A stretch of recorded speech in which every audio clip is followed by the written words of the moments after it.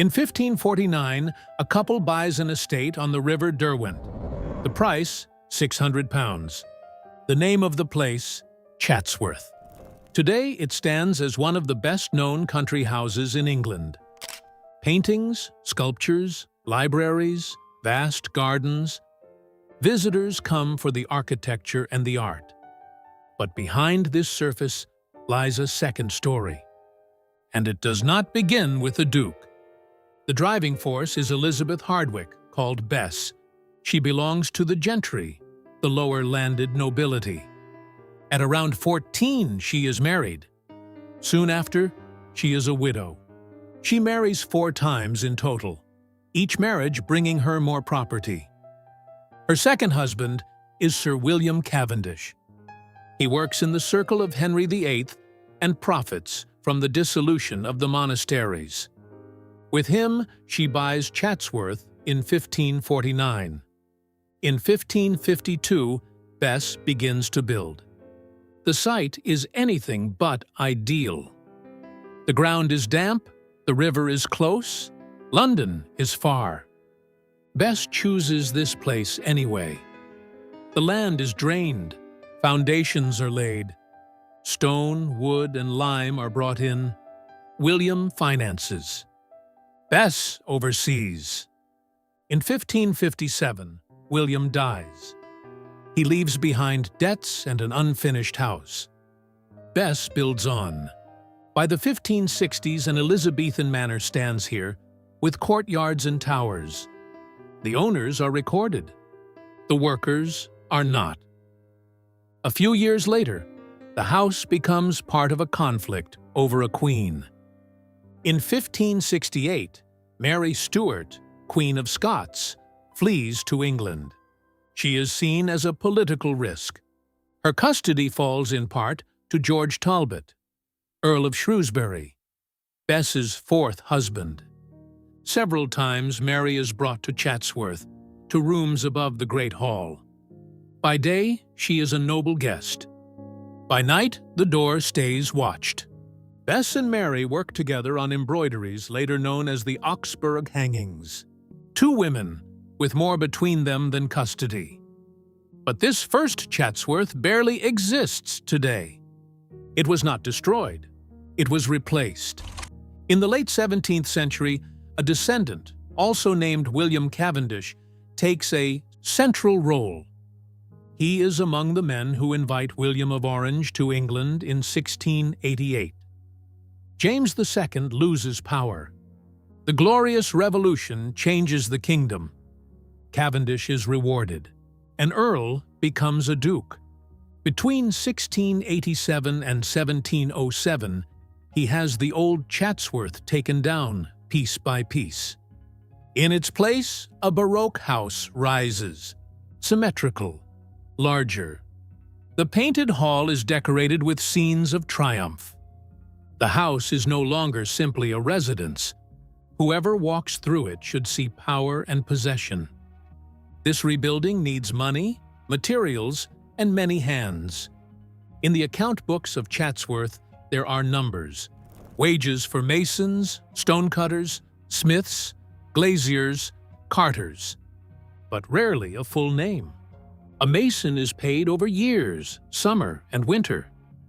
What he thought, where he slept, when he died, is not recorded.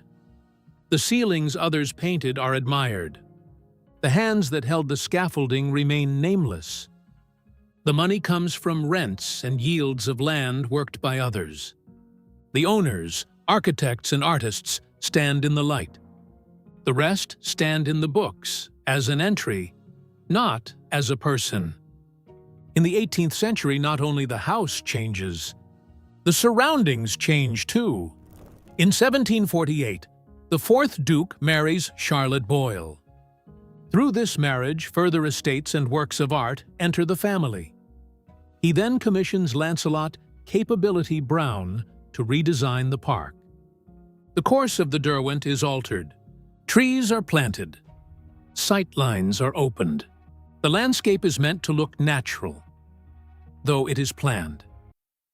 One problem is also solved. The cottages of Edensor, visible from the west, are torn down. The view from the house matters more than where the residents lived. Then Chatsworth becomes the stage for one of the most famous women of the 18th century.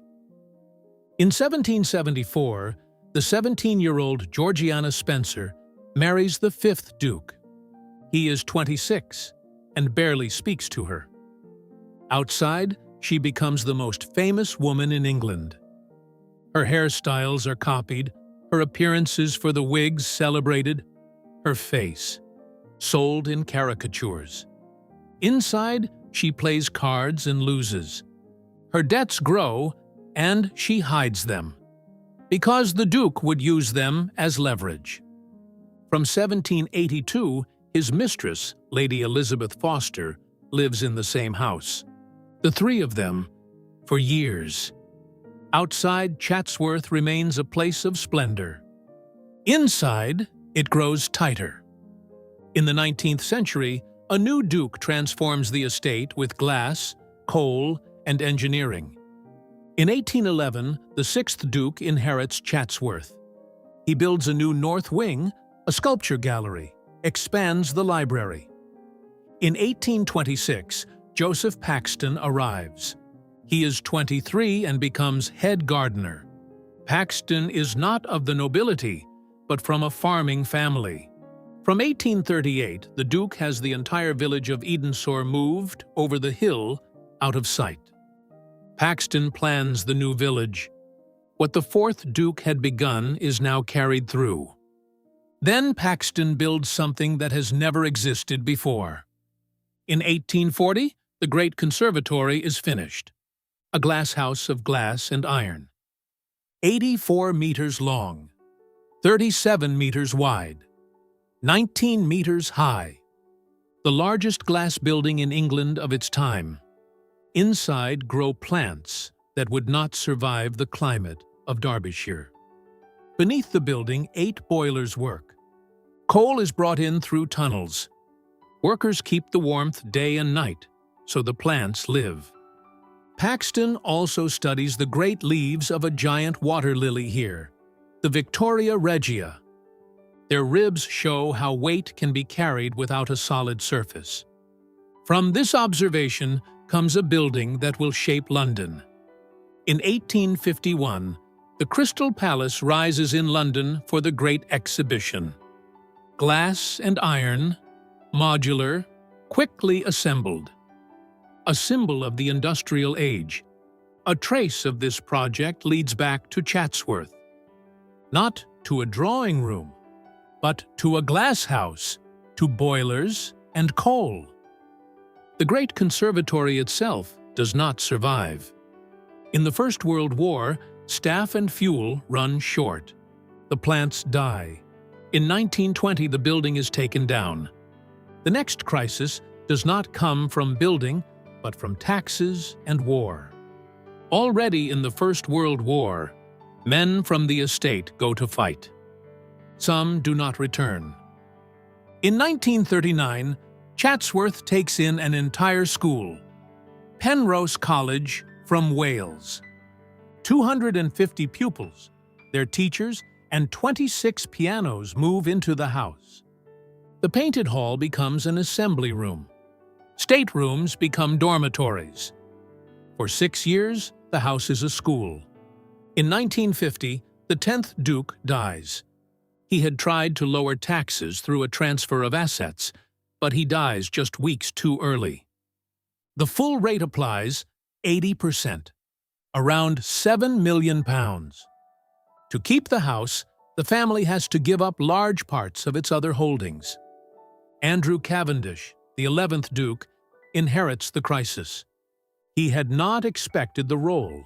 His elder brother had been killed in the war in 1944. Sale, division, or demolition would all be possible. Andrew and his wife Deborah Mitford decide against selling Chatsworth. Other holdings are given up instead. Land is sold. Works of art go to the state. Hardwick Hall, the house of Bess, is given up. One part of the family's history is used to save another. In 1959, the family returns. The house is modernized and opened to visitors. Farm shop, restaurants, admission tickets. The house that once kept its distance now depends on visitors. Whose house is Chatsworth? The family.